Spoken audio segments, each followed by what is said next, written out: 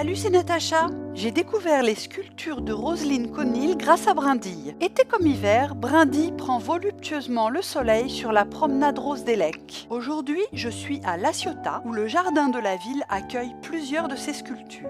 Allez, on va la rencontrer dans son atelier. Bonjour Roselyne. Bonjour Natacha.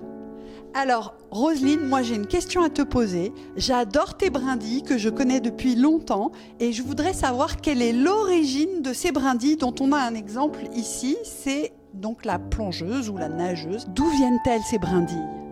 Je pense que c'est par opposition à l'obligation qu'on donne aux femmes d'être minces et d'effacer leur forme. Moi, j'estime que les formes des femmes sont belles. Les seins, les fesses, les hanches, les ventres, ça peut être très beau et très expressif. Et c'est l'image de la femme éternelle, de toute façon. Donc, pour moi, ça s'est imposé. Mes mains, d'ailleurs, n'aiment que la rondeur. Je ne peux pas faire autre chose que ce qui est rond. Donc, je me suis soumise à mes mains. Donc, je suis arrivée aux brindilles. C'est en relation aussi avec le premier mannequin qui montrait ses formes très longilignes, qui s'appelait Twiggy, donc brindille. Et moi, c'était tellement opposé que ça s'est imposé quelque part. Il fallait que ce soit brindille. Alors Roselyne, je me suis promenée un petit peu dans ton atelier et je me suis rendu compte qu'il n'y avait pas que des brindilles. Tu as dû voir des oiseaux, évidemment.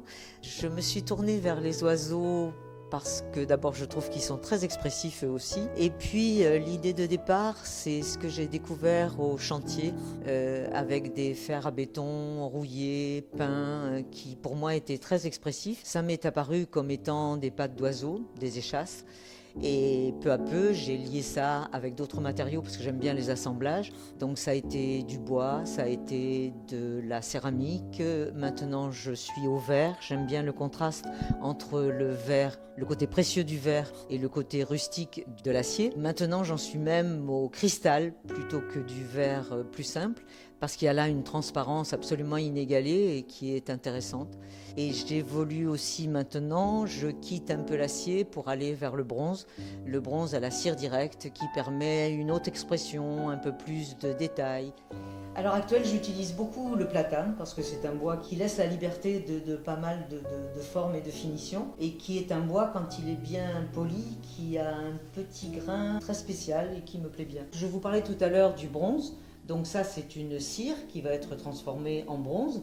Et après, je vais assembler de façon à avoir voilà, le coq, donc qui sera bois et bronze, qui aura évidemment ses pattes dessous, que je ne peux pas vous présenter maintenant parce que la cire est quand même très fragile. C'est un travail d'ajustage quand même assez précis, mais c'est ça qui m'intéresse.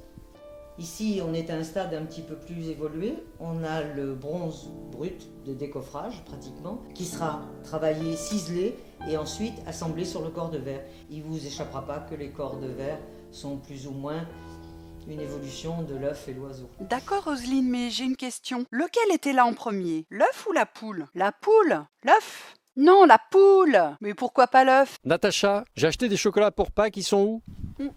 J'en ai aucune idée.